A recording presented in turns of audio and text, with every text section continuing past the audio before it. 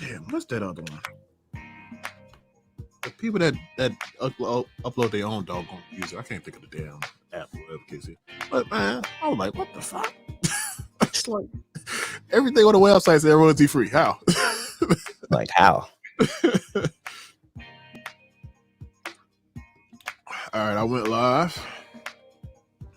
I'm gonna play some music for a while. Hope everybody is set. Well, everything. I'll see how this goes over today. Comments. Oh, okay. Comments are open. Okay.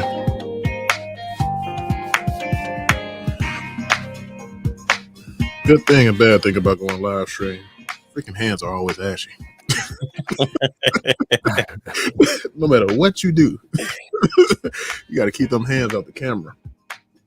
Man, I live stream me painting all the time, and I'm only worried about the painting itself. So I be ashy elbows and be all bad. Let's be out here. Yeah, be all bad. Like how the back of his knees ashy. The back. All bad. That's cool though. Well, artists, they have to worry about something different. Is paint everywhere.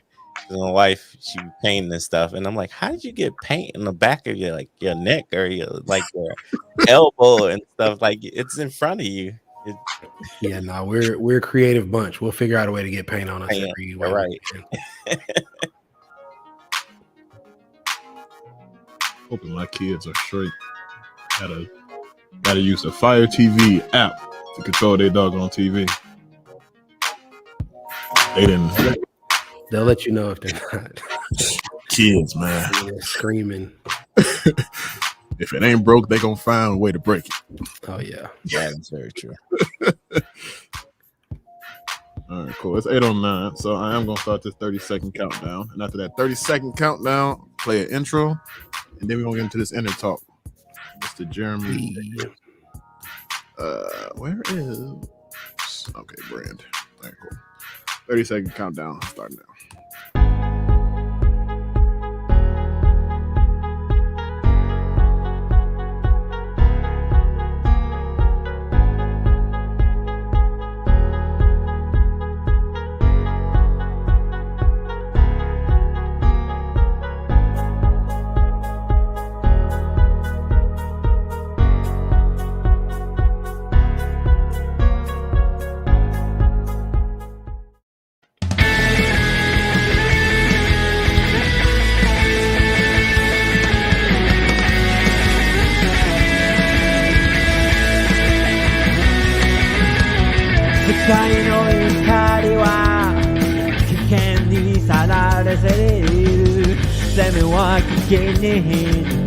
しているよ昔々から暗闇がいた髪の毛は私たちを救うことができるよ君の笑顔を好きから予感をいつもしたい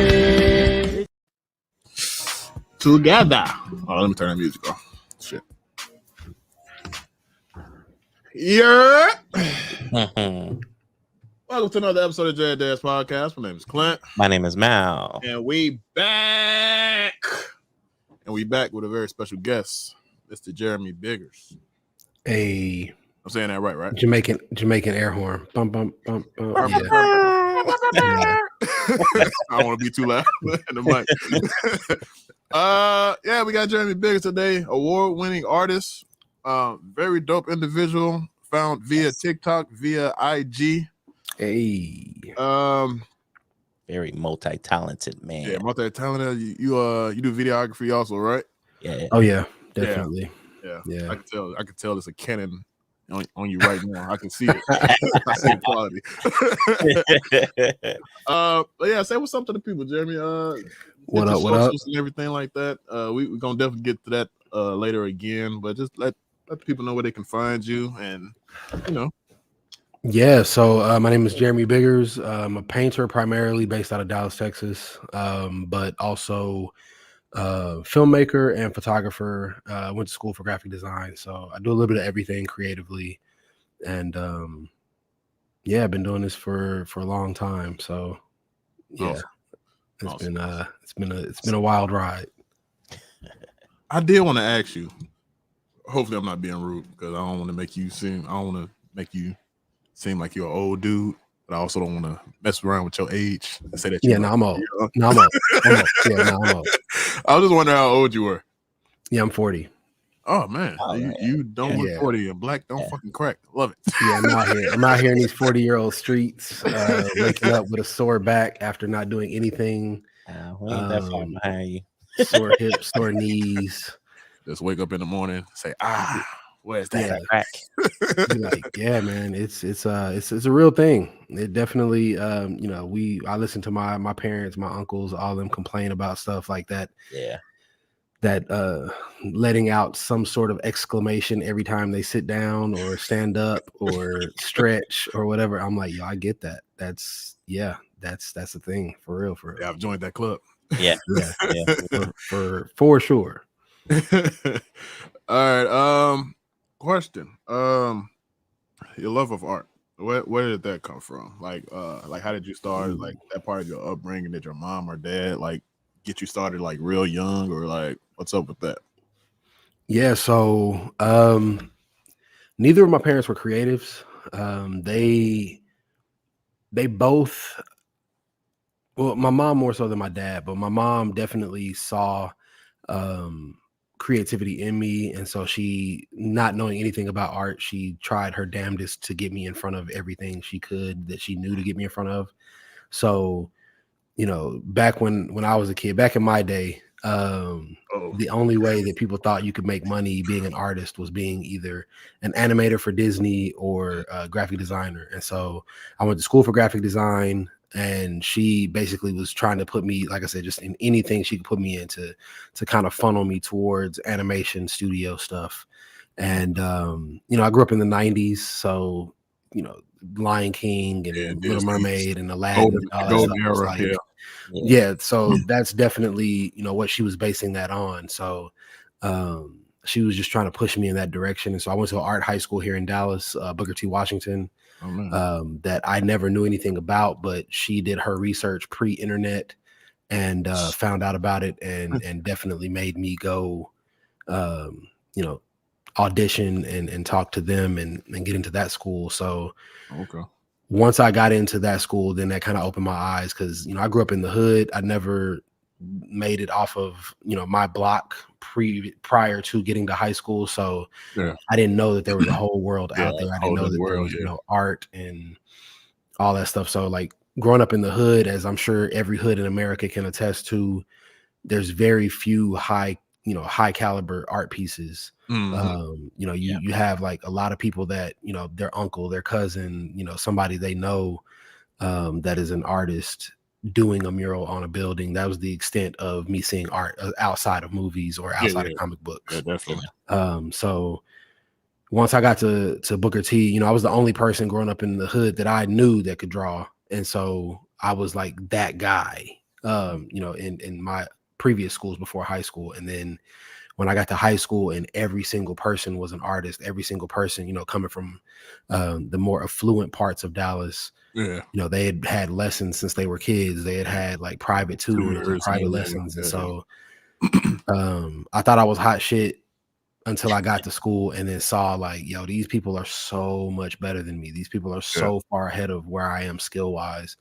And me, being competitive as hell, I took it as let me, like, yeah, you're better than me right now, but now that I know what the level that I need to raise my level to, then like it's a wrap for y'all. So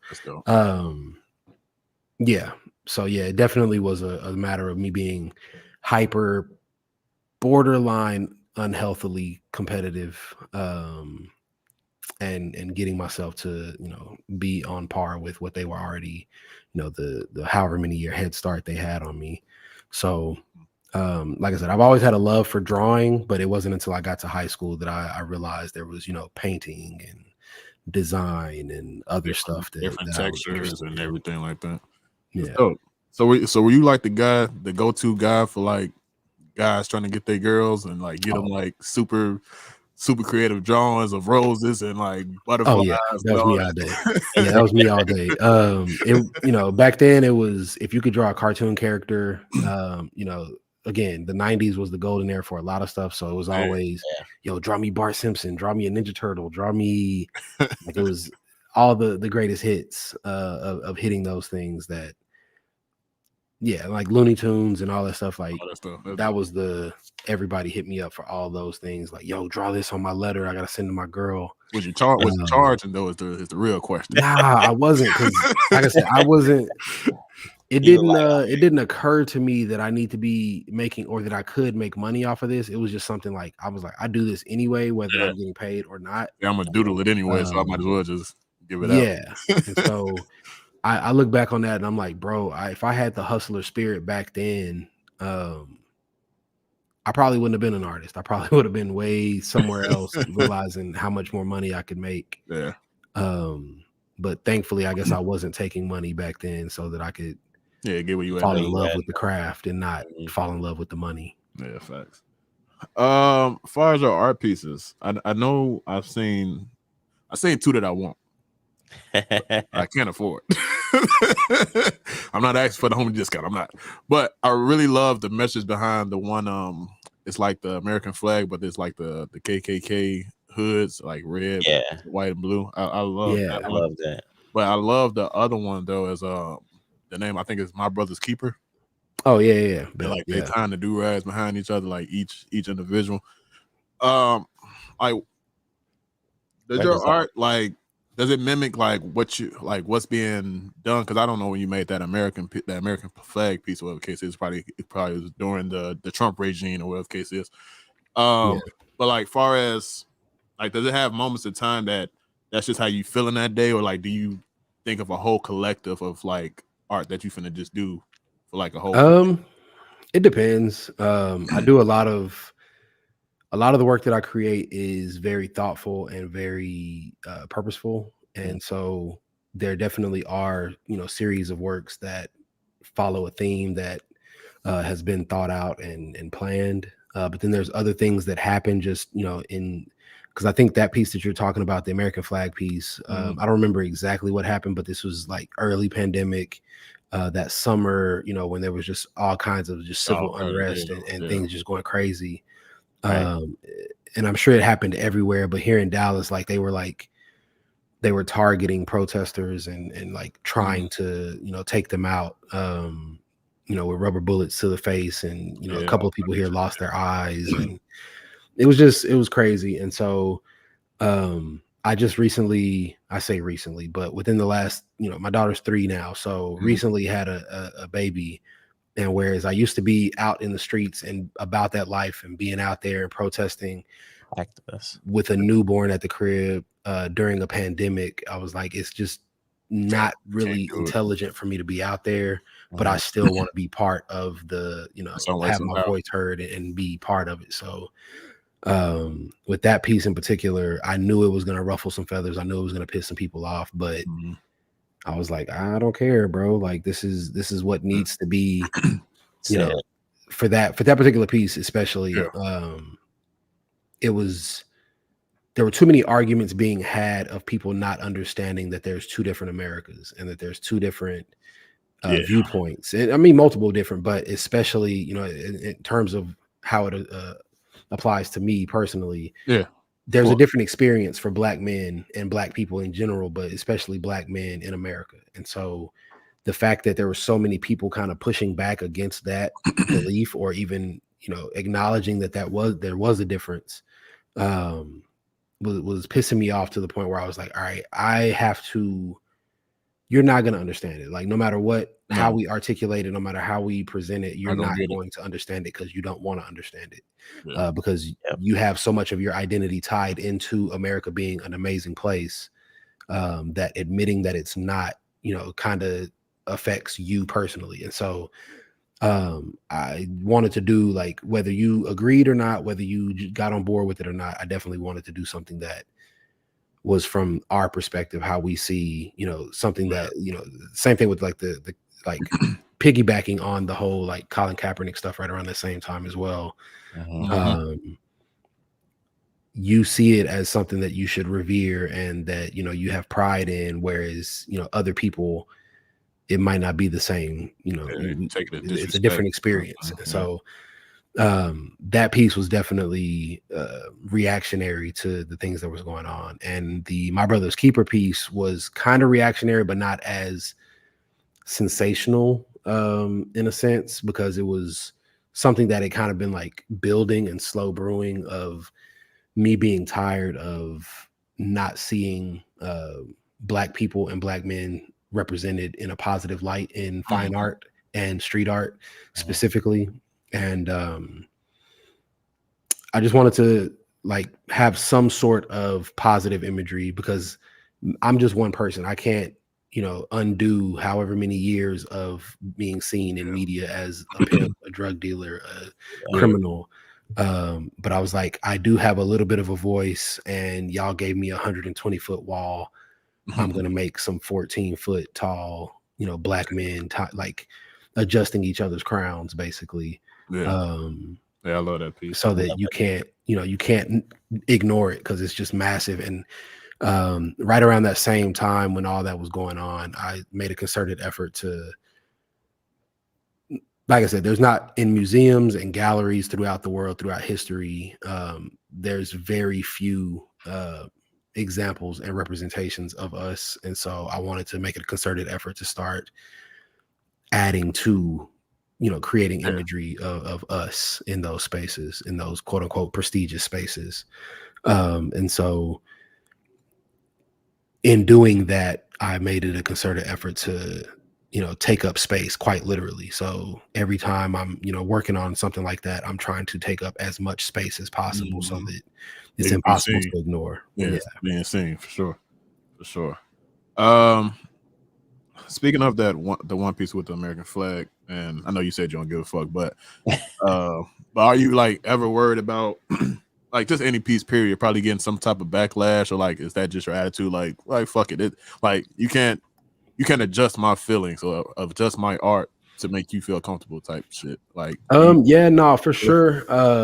Because like I said, there's so much of their identity tied up in the American flag and just the American myth that it definitely, I'm not gonna say terrified me, but it definitely was something in the back of my mind that, before my daughter was born, I'd be like, yeah, I want the smoke, so let's go. But now that my daughter is here, I have to be a little bit more cautious. A little bit more cautious and just more careful, especially with the way, people are getting doxxed and swatted left and right. Like, yeah.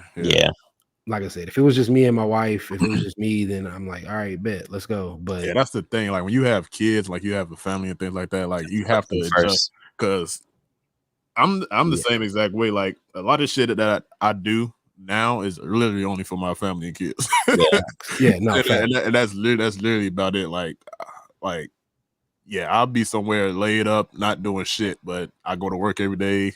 I figure shit out, like everything. That's literally just for my family and kids. Because at a certain point, you realize like that's who you got to live for, and like whether it be next generation or like whatever, like when that snaps in your brain, like you just like, oh shit, yeah, like it's just certain things I can't do. Like no matter what my beliefs are, like it's just something that I can't do. For sure. And like I said, I don't want to be, because of my ego or because of my, wanting to have a voice and fight stuff, I don't want to put her in harm's way, because if something ever happened to her, one, I'd be mad at myself for letting it get to that point, but also I'd burn that motherfucker down. Like it would, it wouldn't be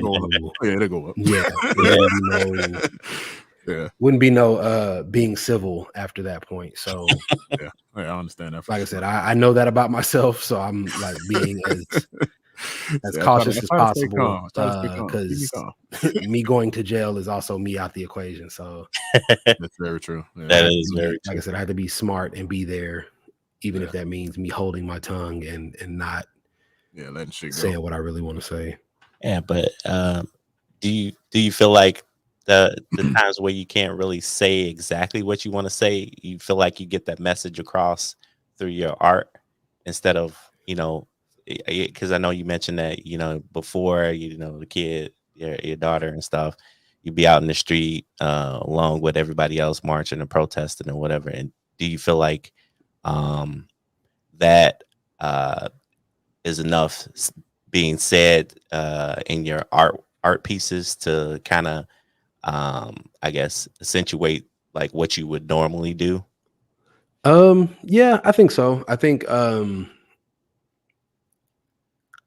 like I said, I think if it's something that is weighing on me, day in, day out, week in, week out, then I mean, it's something that definitely that's something I'm passionate about. I'm gonna speak up on it, whether it's Insta stories or Twitter or an art piece. But I'm a lot more tactful with how I approach that and not be so direct. Yeah, like, I mean, I'm still direct, but I'm not as inflammatory as I once would have been, before my daughter was born, because there was a lot of times where I would say some shit because I knew it was going to get a rise out of people, and it's how I felt, but I said it the most abrasive way possible because I knew it was going to get. I'm gonna get my point across whether you like it or not. Like, I'm gonna and so now, like I said, I'm a little bit more tactful, and I don't go so abrasive. Like, I still say what I need to say in a direct form, but I don't do it so abrasively because a lot of it too, aside from, like I said, my daughter,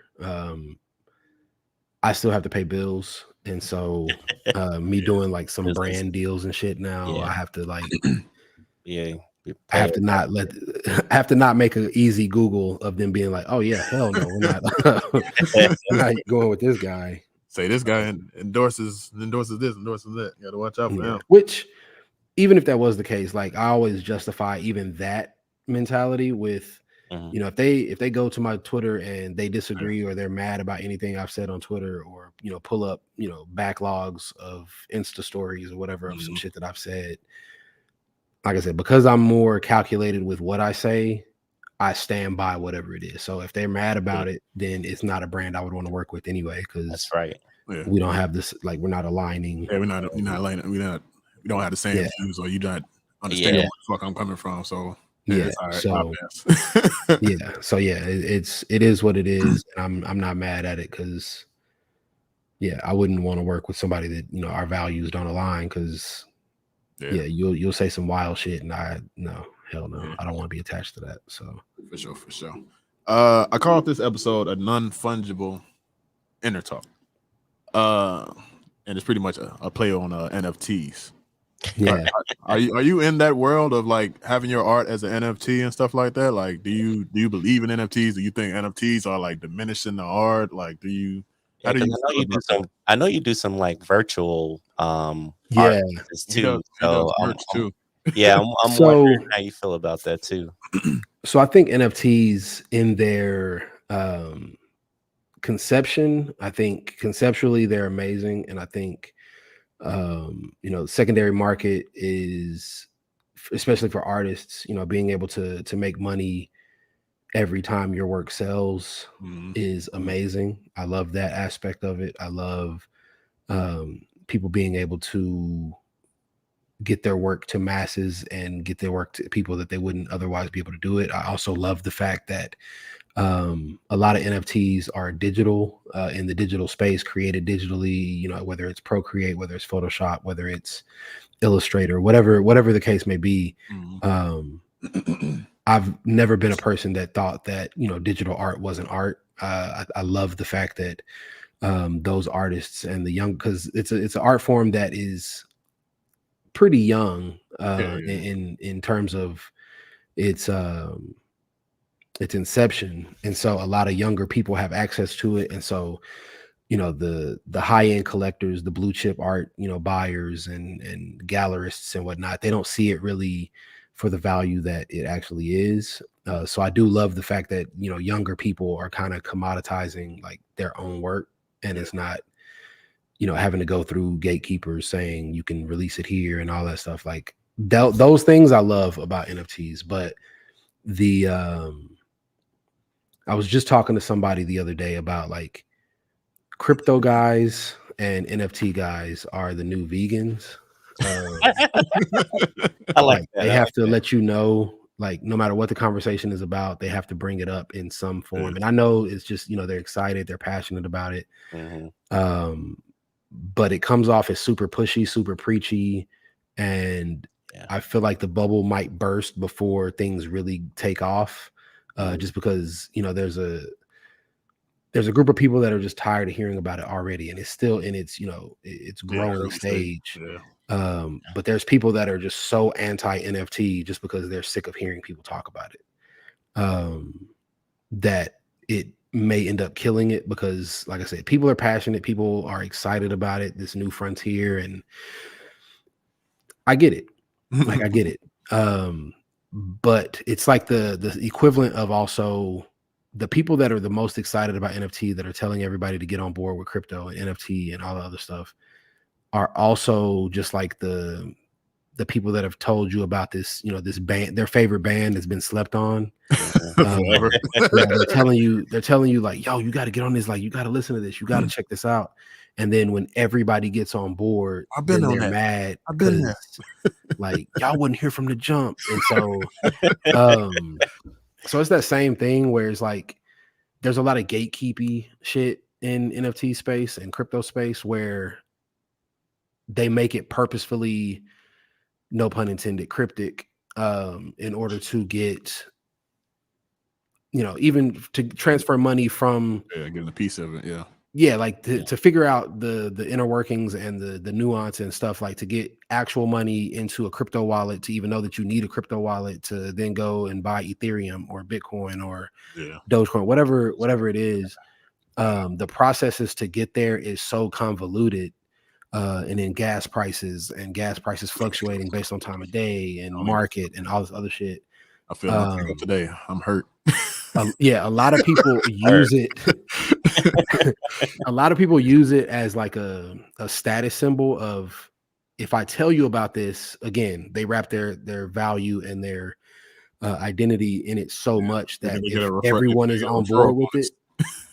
You said what? They think they get a referral bonus every time they tell you. And like they feel like if everybody's up on it, then it kind of diminishes their own value, and so they purposefully don't educate people and purposefully don't let people know about it. And so again, in its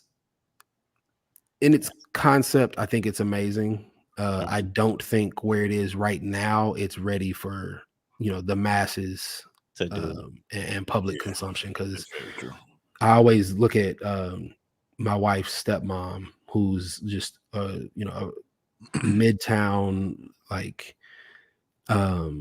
super far out suburban, almost boondocks, not even suburban anymore because they're so far out. I look at those people that live out there and I'm like, would they be able to participate in this? And if they don't understand it or they can't participate in it, then I don't believe it's ready for the masses. So until it reaches those people, and until because what NFT people and crypto people always do is, if you have any sentiment that is anti-NFT or perceivably anti-NFT or anti-crypto, they always like, you sound like the people, when the internet was invented, and you're going to be left behind.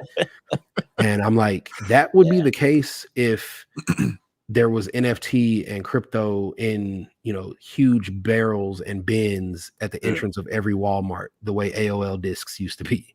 So until that happens, like, it's not going to reach those randoms out in, the middle of nowhere, that have, very limited Wi-Fi, very limited internet resources.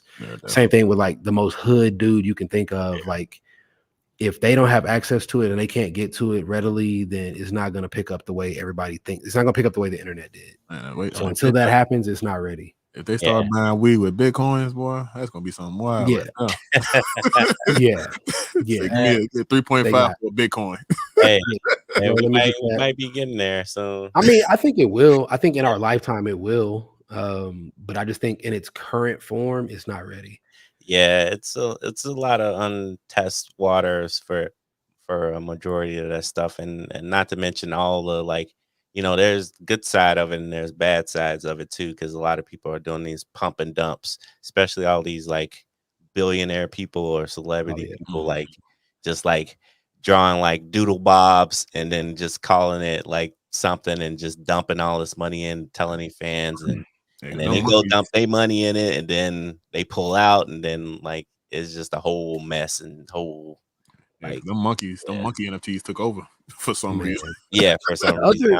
The other thing that I don't think people talk about enough from the perspective of an artist is like everybody wants the, you know, decentralized web. Like that sounds like such a good idea, taking the power and putting it into people's hands. But the bad part about that is me being an artist, anyone can just take any of my images and mint them and sell them as an NFT, and there's no customer service for me to call to be like, hey, I need that down, I need that taken, you know. And even if they do, you know, if OpenSea or, you know, Formation or whoever, like if any of them take it down, there's still, you know, the chance that somebody else puts it back up or that it still exists. And there's no telling how long it's been up, how long they're getting paid from it. And so my biggest fear right now when it comes to that is just using, you know, I don't know, art.com might be a real thing, but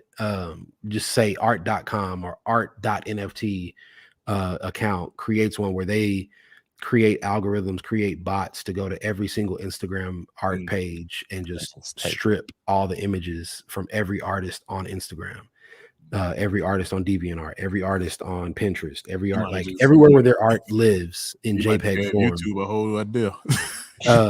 Might just make Google a whole idea because that's all they do for content. And like, they upload that into one location, and you know, people go there because instead of having to search for 100 different artists, they just go to this one location to pull, like, oh yeah, I want to decorate my, you know, meta couch or my meta living room or my meta whatever. They can pull images from this one spot that, you know, has unlimited resources, unlimited income, like whatever, to be able to mint every single one of these pieces, and there wouldn't be shit we could do about it as artists. And so you know, because it's such a new technology and a new experience, there's no laws yet. And so until there's like laws that protect the artists, like I've done NFTs before, I've created NFTs, and that's the other thing too, is like people always are like, yo, you got to make that NFT, bro, you got to, and then you make, it's just like NFTs are the new t-shirts. Where oh shit, hold on, went to sleep on it.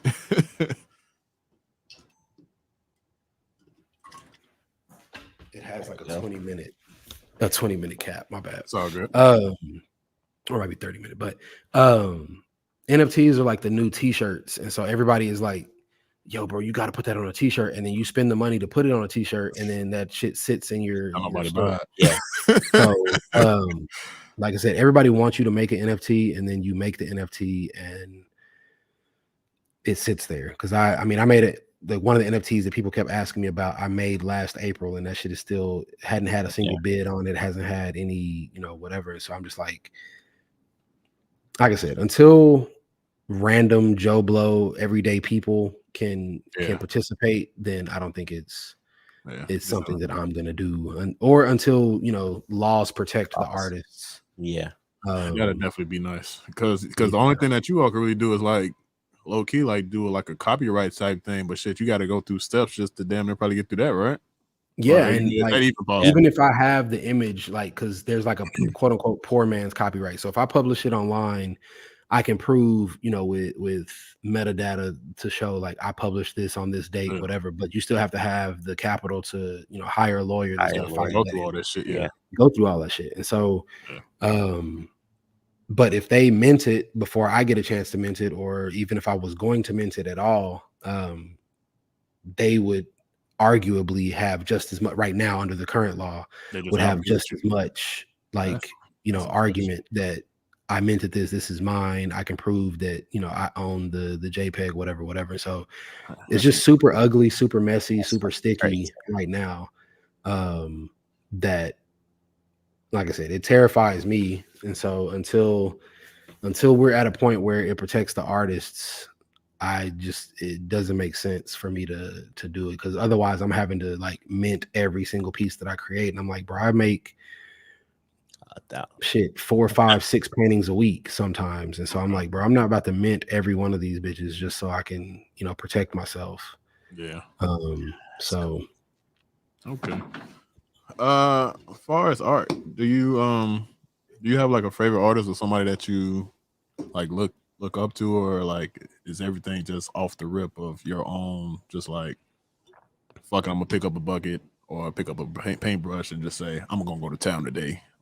And I mean, I think it's both. I think whether we want to admit it or not, we're always influenced by just the world around us. So whether it's movies, whether it's music, whether it's TV, whether it's books, anime, comic books, like we're inundated with information from every direction. Whether we're mindlessly scrolling on TikTok for hours, whether we're mindlessly scrolling on Instagram for hours, we're consuming a lot of information every single day. And so without knowing it. And so I definitely have my favorites and people, like artists that I have always loved their work.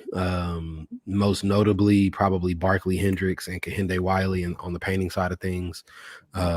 Just because we paint this, similar things, black figures. Barkley Hendricks is probably somebody I'm closer influenced by, just because it's usually a black figure on a solid colored background. So definitely him, but also like one of the first portrait artists that I fell in love with was Chuck Close. As problematic as he ended up being, in late life, but his works like from the 70s and 80s were the first hyper realistic portraits that I saw. And so that's who I tried to pattern my work after originally, was Chuck Close. And then like I said, once I found out about black artists that weren't doing middle of the mall black man holding up black woman, holding kneeling, holding up the globe. Once I found out that there was other black artists that were making work that that was more in line with what I enjoyed looking at, then it kind of opened up a lot of avenues. And so I mean, there's so many, like there's people that are uber famous, but then there's also people here in Dallas that I look at, people from around the rest of the country. Like I love Max Saint-Sing, like his work is incredible. He's out of Chicago. And trying to think of other people that I like I said, there's just so many people that I'm always, every time they post something new, I'm like trying to pick it apart and really like examine, if I had to make this right now, if I got hired to make the same thing right now, how would I do it? How would I go about it? And so I've been really fortunate enough to meet quite a few of the people that I look at online, and I actually do get to pick their brains and ask them like, yo, why'd you do that? Or like I said, it's just Pape Solomon is another one on Instagram. That dude, I got to see his work in person at Art Basel last year for the first time. Like I've been following him online for about 2 years now, but seeing his work in person, like I usually feel really good about my own work, and I'm like, yo, I'm solid, I'm good out here. And then I saw his work in person and was just like, God damn. To the drawing board. Yo, this dude here, man. I'm glad you said that. I'd be wondering if that's a natural thing for artists to feel like that, imposter syndrome. Like when you see another artist that you kind of like and you see their body of work, like how do you like kind of like either like get around it or get out of that, or like do you just stay in that little mode, or where you feel like I don't know if my stuff's good enough compared to this person? So like I said, I'm super competitive. Excuse me. I'm super competitive. So, growing up playing sports my whole life, I I don't know that I ever really experienced imposter syndrome the way other people have, explained it to me. Because I've always, maybe it's delusion, maybe Hey, delusion's a good thing in yeah, this like case. maybe it's being delusional, but there's very few times, when I'm in a space with a piece or with a body of work that I feel like I can't do this. Um, and when I do feel that way, it's less about me beating myself up about not being able to do it. I just like reserve myself to just being like, yeah, bro, I could paint for 16 hours a day for the next 12 years and I'll never reach that level. Like my hands just don't work that way. My brain just doesn't see things that way. And so when it comes to those type of works and those type of people, I don't really, like I said, it's not really an imposter syndrome because it's not like me comparing myself to their skill level. Because like I said, I learned pretty early on that there's a levels. There's it's not just that there's levels, there's like, so one thing that I always tell people is people that don't feel like they like art or they don't understand art, every single thing that we do, whether it's the chair we're sitting in to the computer we're on right now to whatever, like that had to go through a designer's hands, that had to go through an artist's hands to get there, whether it's a street light, whatever, like the engineers that make the roads or whatever, like all of these things started as sketches, blueprints. and so we look at art as this like aristocratic thing, but it's a lot more involved in our everyday life.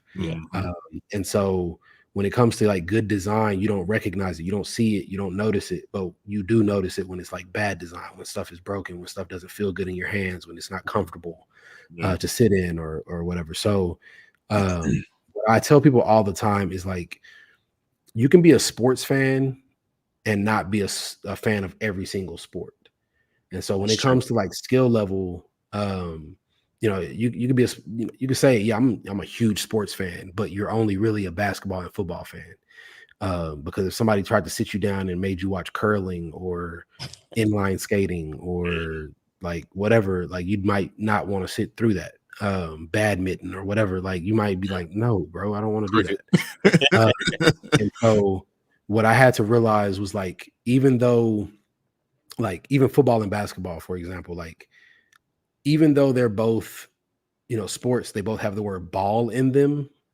Football is a completely different sport, like different rules, different looks, different equipment, everything to basketball. And it's the same thing with like art is you can be an amazing basketball player and be a terrible football player. So with what I do, like I can be amazing at what I do, but then I can still see somebody else that's amazing at what they do and not be envious because it might not be something I want to do. It might be something that I'm like, yeah, nah, like that fool is, even if it is something that I want to do or something that's in the same vein of what I do, I see it as, like I said, just for what it is. Like you can be an NBA player and not be LeBron James or not be Kevin Durant or not be Steph Curry, but you still are one of the 400 best basketball players in the world. You one of the ones any given year. Any given year, you're the 450th, last place in the NBA. You're still 450th among 7 billion people this year. Right.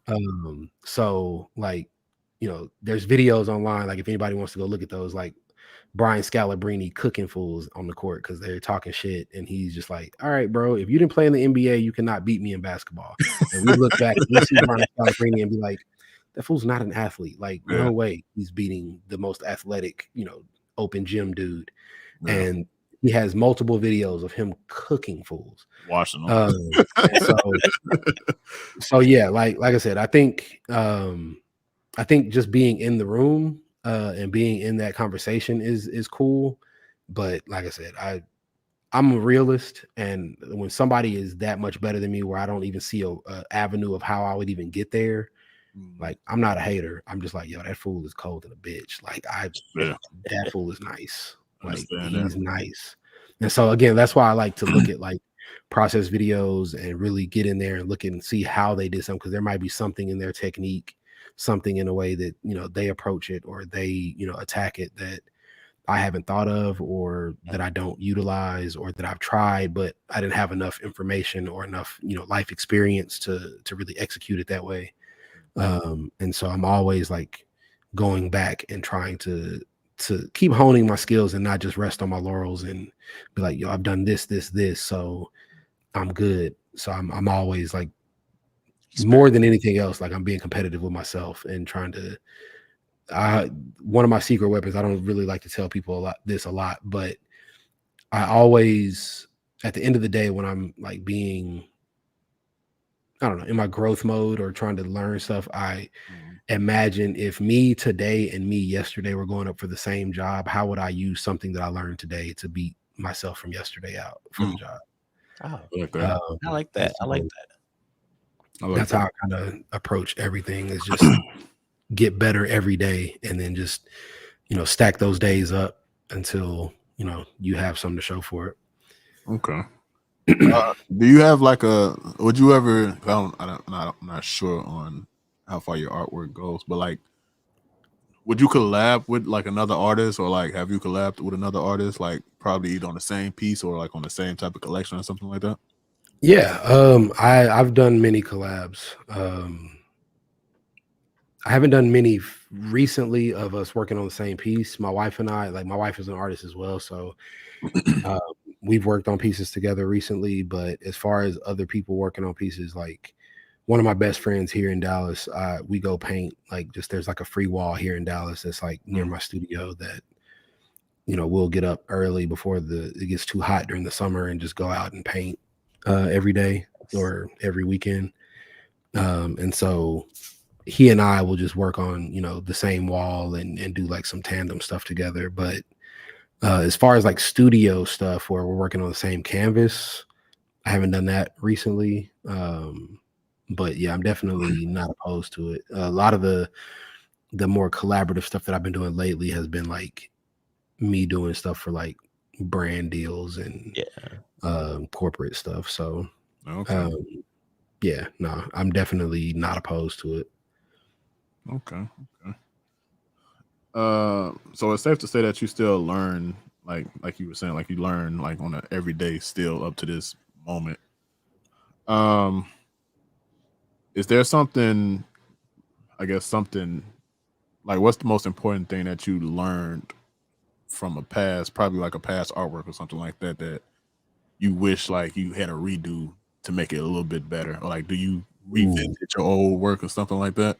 Or like, nah, I never really go back to old work. I'll create something new with the new information before I go back. And part of it is I like the new beginning, but another part of it too is there's nowadays, like I'm extremely blessed and extremely privileged to say that a lot of my work sells. And so once I finish it, it usually goes out the door. oh, okay. Immediately. So, yeah, I'm like, I don't really, You ain't got time. I don't really have the luxury of going back in and reworking it. But again, even if I did have that luxury, even if it was here, I wouldn't do it, because I would rather just start a new piece. Okay. But every single piece that I do, I try to make the best piece that I've ever done.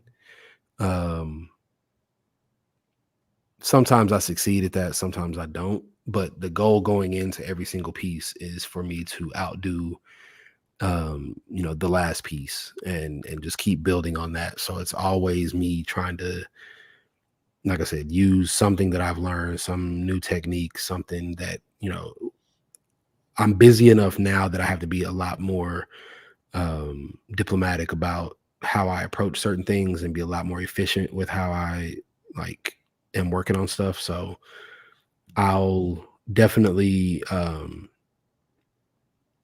try to figure out ways to be, quicker, or use this technique instead of this technique, so that, even if it saves me 5 minutes, that's 5 more minutes of rest. That's 5 more minutes, hanging out with my daughter, 5 more minutes sitting on the couch doing nothing.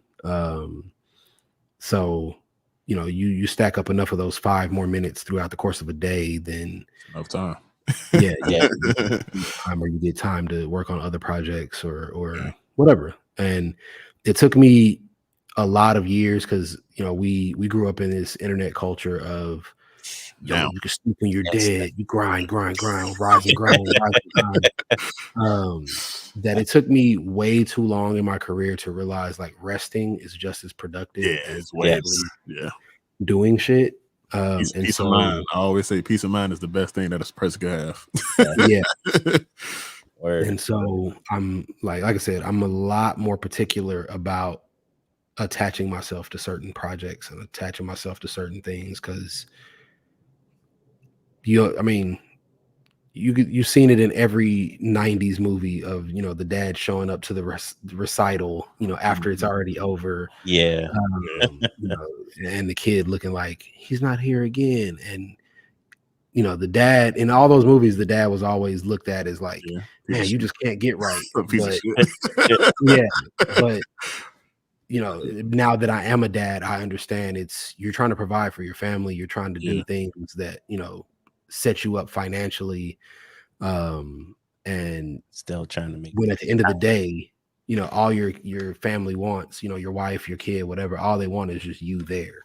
You'll figure out the financial shit, you'll figure out the other stuff. So I've learned to just be present and get off my phone when I'm with my baby girl and really make memories with her, and when it's work time, but also like factoring in the time to just hang out and have tea parties and dress up.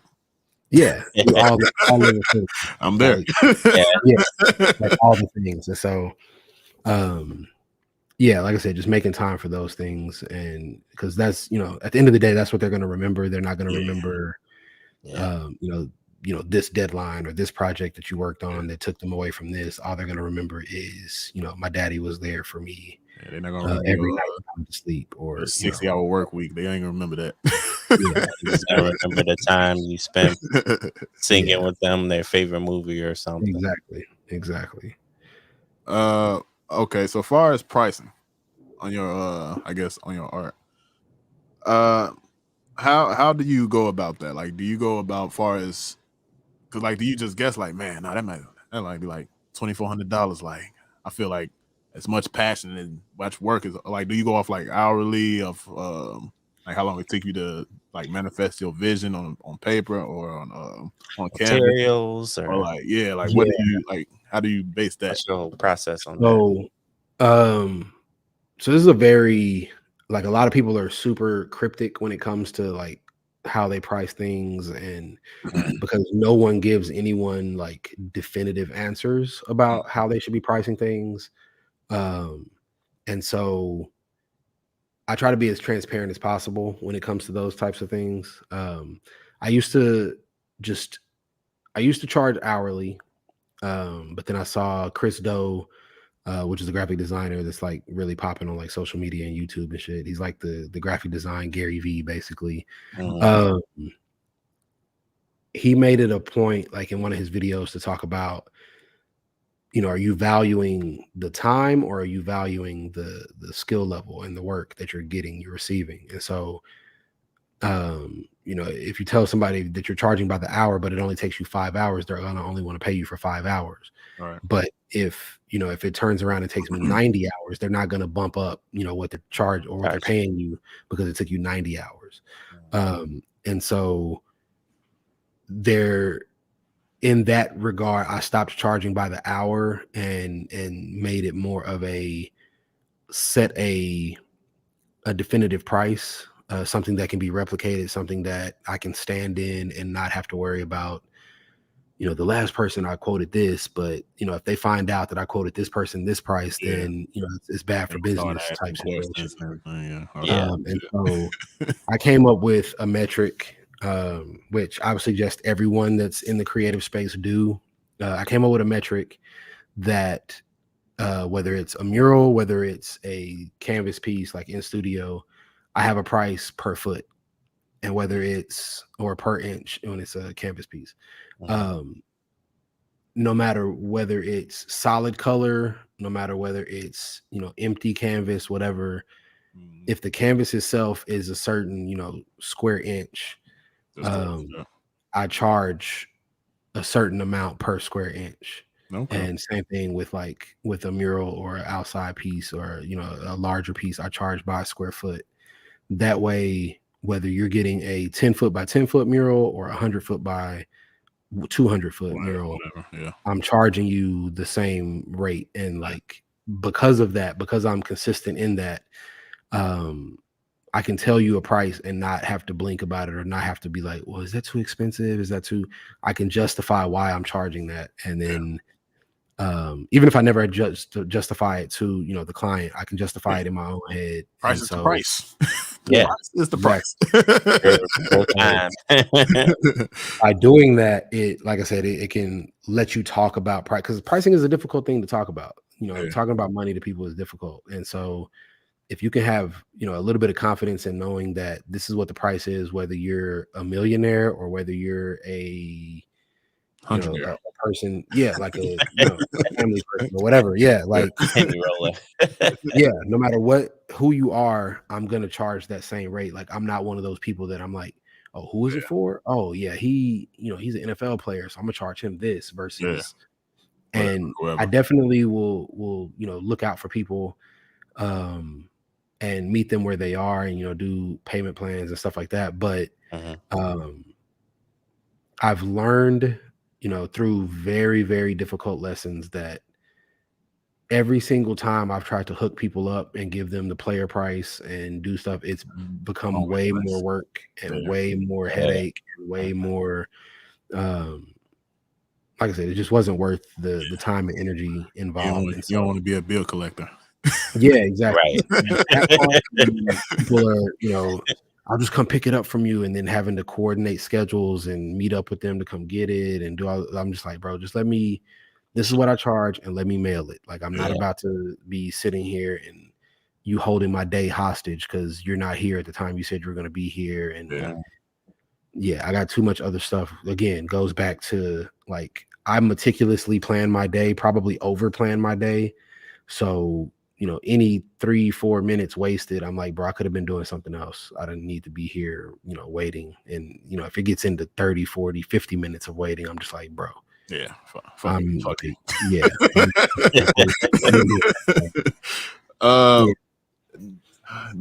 Do you like, I guess, prints or your originals being sold more?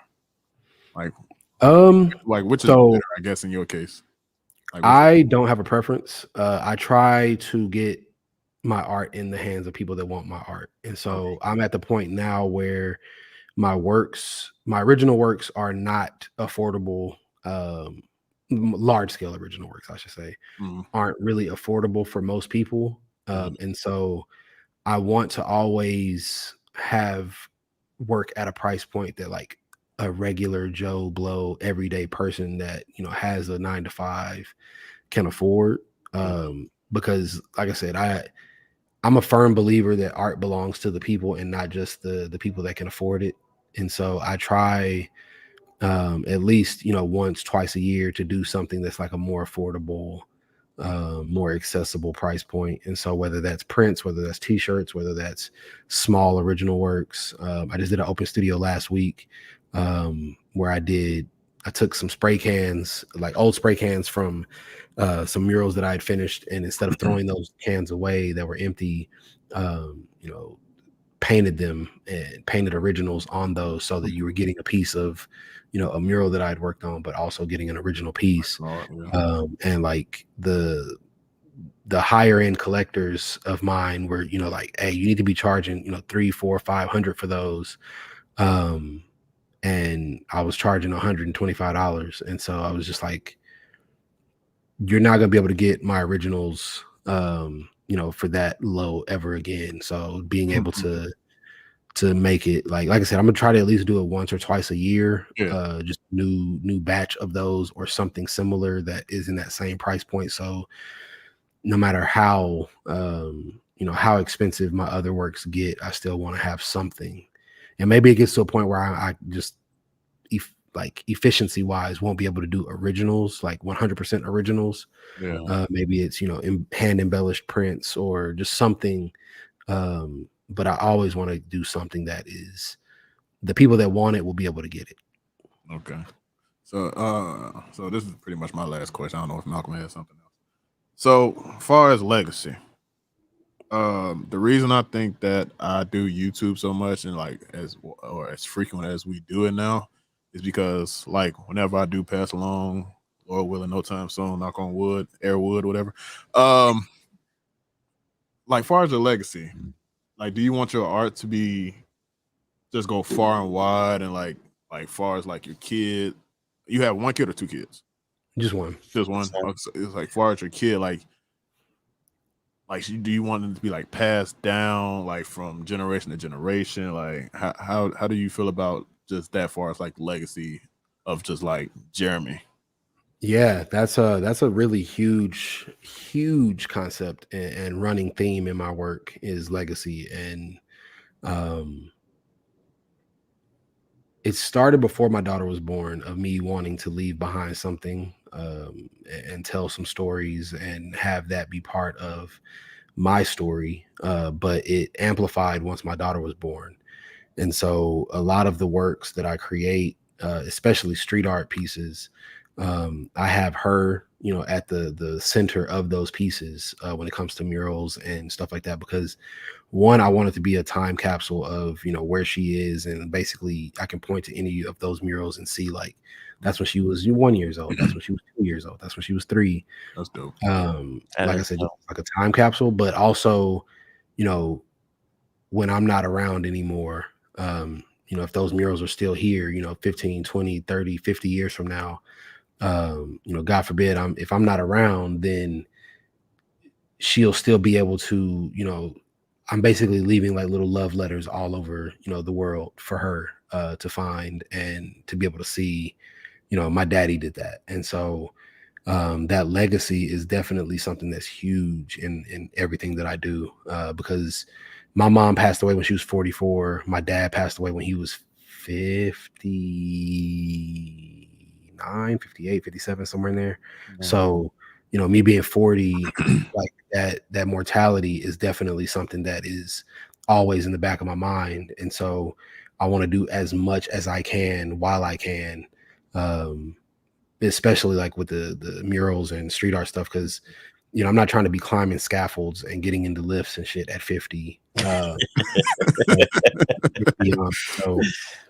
like I'm good now. My knees are fine now. Yeah, I said they're fine. They got 30 years of basketball mileage on them, but 35 years of basketball mileage on them. 35,000 miles on your knees, man. 35, and I lost 60 pounds last year, so it was even more wear and tear on my shit. But you got used these. Oh, God damn it. My bad. But yeah, like it's definitely, I'm not trying to do that, 50 and beyond. So I want to do as much as I can right now while I can. But also it, having her be a part of it, whether she wants to be an artist or not, whether she wants to be part of, that or not. I want to make the best, give her the best opportunity and the best situation that I can, whether she wants to be an accountant or a plumber or a mechanic or, in the creative space. I just want to be as much of an asset as I can to her and be, if it's in the art space, even better, because, I have a lot of information, a lot of knowledge in that space. So being able to help her in that regard would be amazing. But if it's something else, like I said, whatever it is, we're going hard. Yeah, we'll figure it out. But yeah, no, legacy is definitely a huge word in everything that I do. Okay. That's fucking awesome, man. That's like the best time capsule ever. Like you having your daughter around each one of the art. So like, and it's crazy because like if you think about it, yeah, it's crazy because like if you think about it too, like she can bring her kids, and her kids can bring the kids, and like that's insane, man. That's man. Awesome. It's I mean, realistically, Dallas doesn't give a shit about history. So those buildings won't exist. The ones that here in Dallas, they'll tear those shits down to create an apartment in a heartbeat. So the art still be around though. Like it still be transferred from but hand to I was hand. about to say, but the art will still be there. Maybe not the murals themselves, but images of the art. Or I'm pretty good about documenting all the work and creating books and things that will exist. Long after I'm not here, even if it's the originals or reproductions in books or whatever it may be. Do you have coffee table books, like little coffee table books and stuff like that? I don't have any of my. I have some of my photography. Okay. I have a couple of zines of like the film photography stuff that I've been working on. And I think this year, I'm gonna do a like a. I don't want to call it a retrospective because I don't feel like I've done enough stuff to do a retrospective yet. But I'm gonna do a art book this year. So I need in on that. Yeah, I've never done one of those yet. So I think now is the time to pull the trigger on that. And I have enough images to really because I really want to go back and like pull some of the shittier works to show that progression, because I feel like a lot of people, social media has taught us to see, what people present and what people show right now. And, of course, that's going to be a highlight reel and they're going to show the shit that they're the most proud of. But I want to go back and show stuff that I was proud of back then, but I look at now and just cringe because I'm like, yo, that shit. You're like, I don't even do my art that way no more. Like, who drew this? It's important because, like, my wife and I have this conversation all the time. Like, if you look back on something that you did, 5 years ago, 10 years ago, 15 years ago, and you don't cringe, that means you haven't grown. You still have that same taste level. And so if I'm not cringing about some shit that I did 15, 20 years ago, then I need to do more work. Yeah, I need to do more work and grow and learn. You're complacent. Yeah, exactly. So that's cool. Yeah. So like I said, I'm gonna compile some images this year and go ahead and release a book because put me up for pre-order. Put me up for pre-order for that. For sure. And I didn't realize how far like your like art has like reached, because I've seen stuff like not even knowing, because I remember when he first told me like, oh yeah, we're interviewing Jeremy and like he does art and does this, that, and I'm like, okay, cool. Like, and I'm like looking at your stuff and I'm like, yo, I've seen this before. And it's like I never knew the artist name, or like, how you see stuff of like everybody sharing stuff, and like, it's kind of bad because you don't get to see like whose face it is, who it belongs to. And then it's just like it's just crazy how like you see stuff and then you like, man, this is nuts, because like the same images and stuff that I've saw, like my wife like pointed out, because like she had found out today we were like interviewing you and she was like excited and stuff. She was like, she found out. She definitely found out. Yeah, she's like, oh my god, that's crazy. She's like, she sent me like like pictures and stuff like and that I liked and stuff, and I was like, man, this is fucking cool. And like, and I didn't realize, it didn't hit me until like I was like looking at all of your stuff and I was like, yo, I've seen this, I've seen this, I've seen that, I've seen this. This is fucking awesome, man. It's been a crazy ride, man. It's been pretty tight, I'm not gonna lie. Been able to do some really cool shit, so yeah, that's super tight. That's dope. I'm gonna ask you one more question. This is a stupid art question. Let's go. Do you know Banksy? Do you know who he is? Yeah, everybody does. That's obvious. Shit. God damn it. No, fuck no. I don't know. No, not at all. Like, why the fuck I ain't get the memo? I have no clue. I have theories. Not that I know who it is, but I have theories that like I feel like Banksy is a collective at this point. I feel like it started as one person and now it's a lot of different people. Might be Elon Musk. But also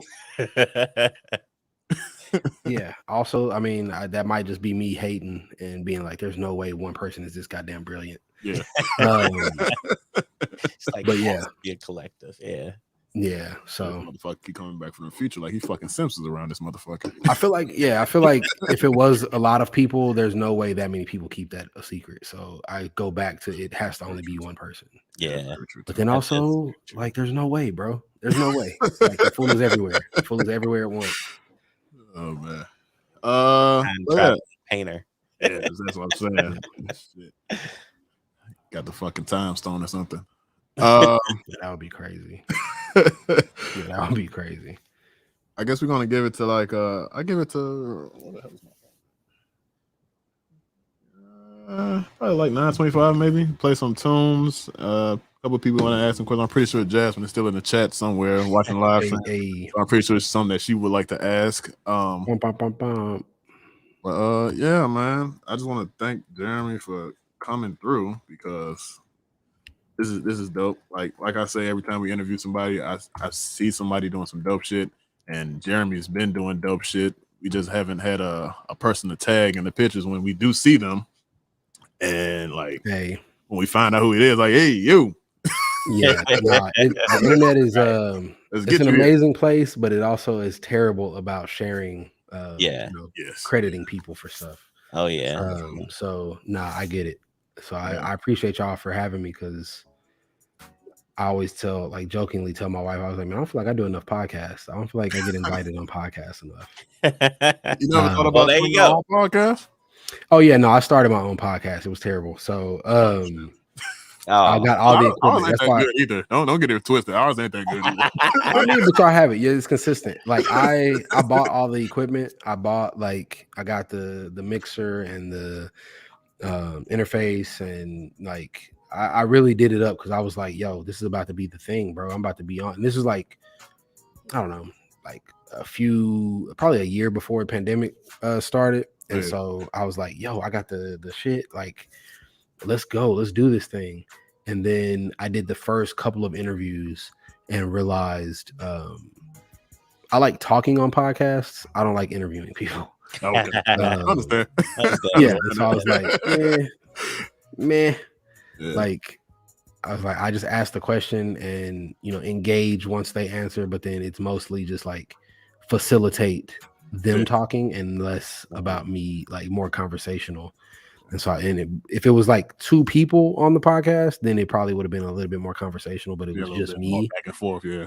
Yeah. So it was just like, it was basically like the type of talk show that I hate, like that Colin Cowherd, like just a person sitting in a room with a microphone talking to themselves. Yeah.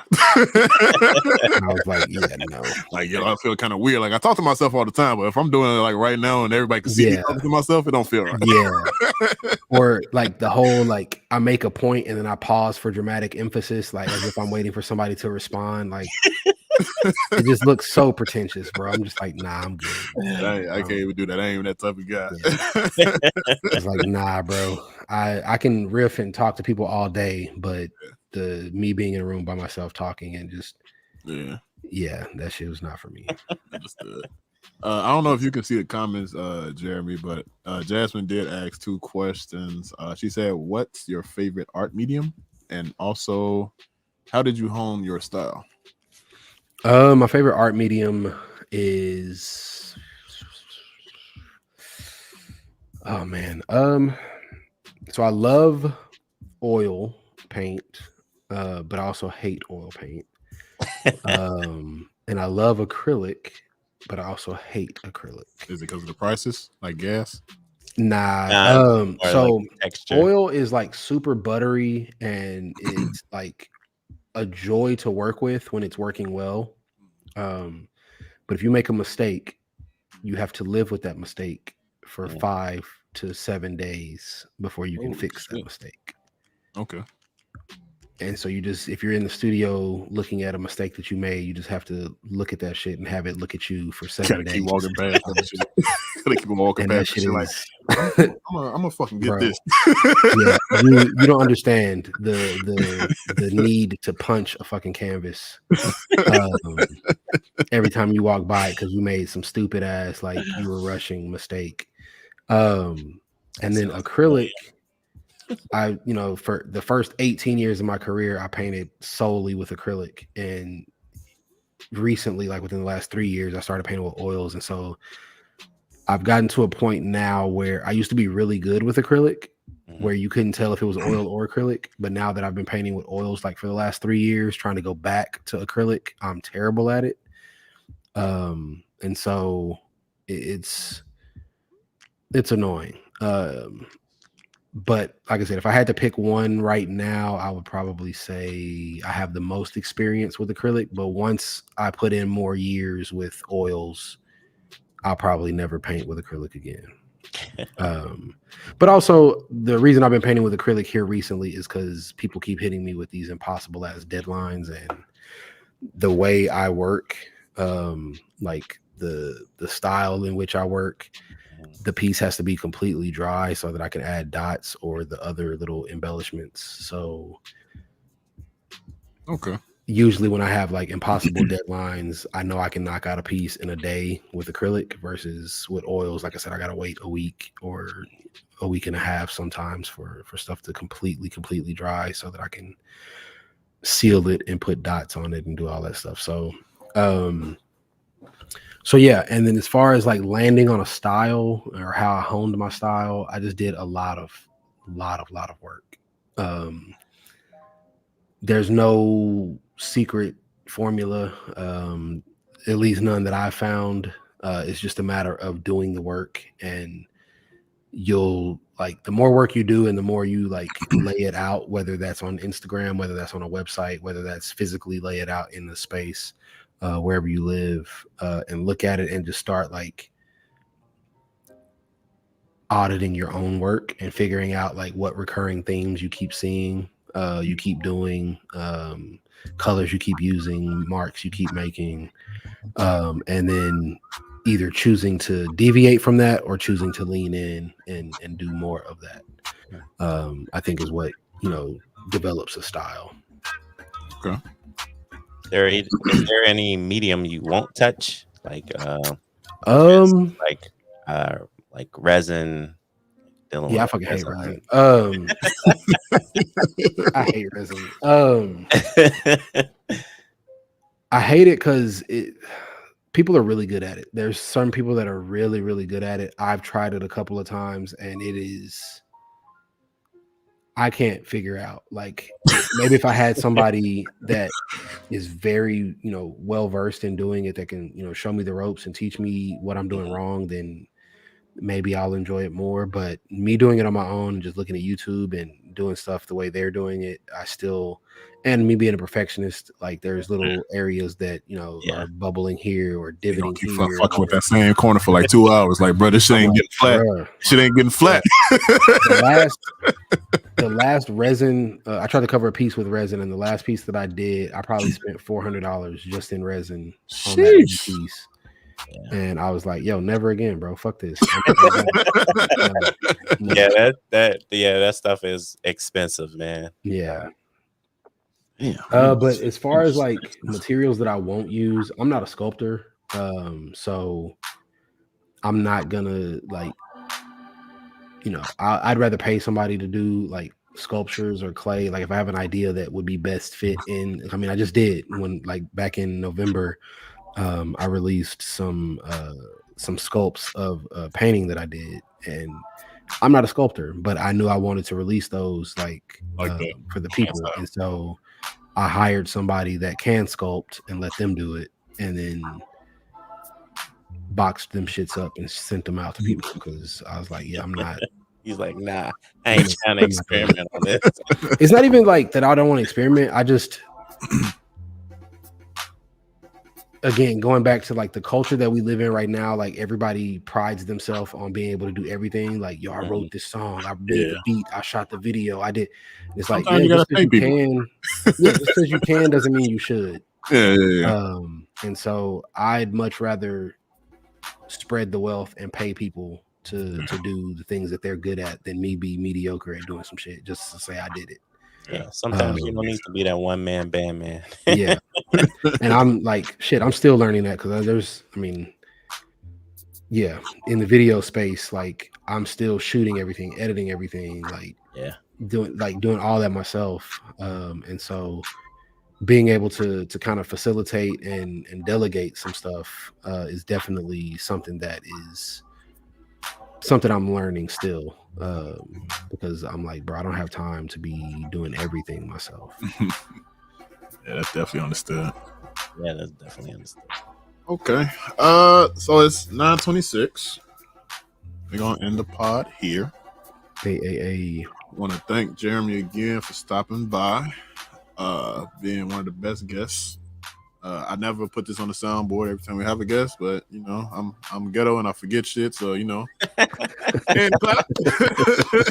I be forgetting shit. My old person might be kicking in sometime. I ain't gonna lie to you. Hey, it is what it is. Yeah, man. Thank you for stopping by. Thank you for talking with us. Thank you for letting us know your experience. Thank you for putting us on the game, teaching us stuff. Just letting us into your world a little bit more. Appreciate you.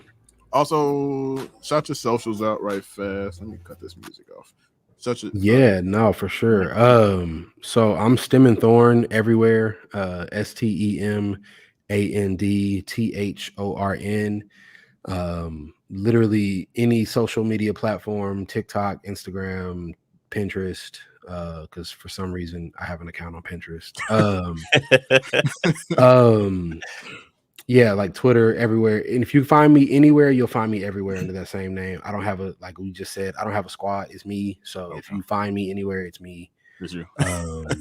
I'll respond. Shit, I'm even Stemandthorn at Gmail. So yeah, it's Stemandthorn everywhere.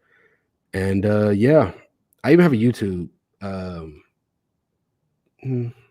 I need to post more frequently. I might not have a YouTube. Let me think about that. No, I have a YouTube. It definitely it exists. Okay. It's just not.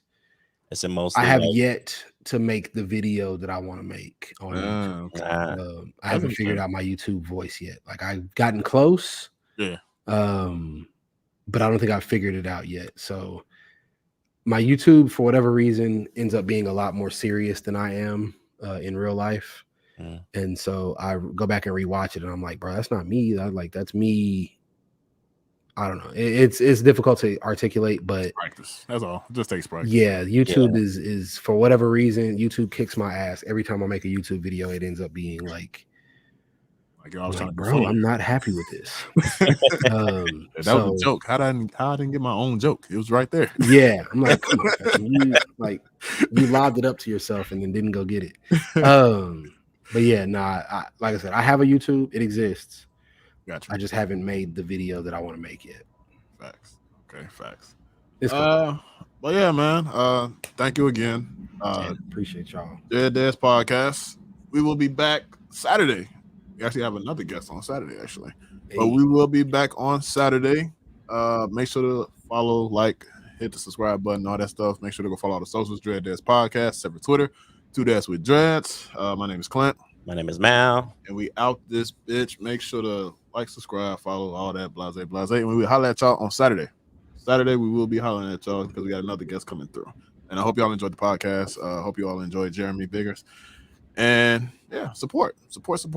Follow, support, share, all that good stuff. Y'all know what to do. All right, peace out.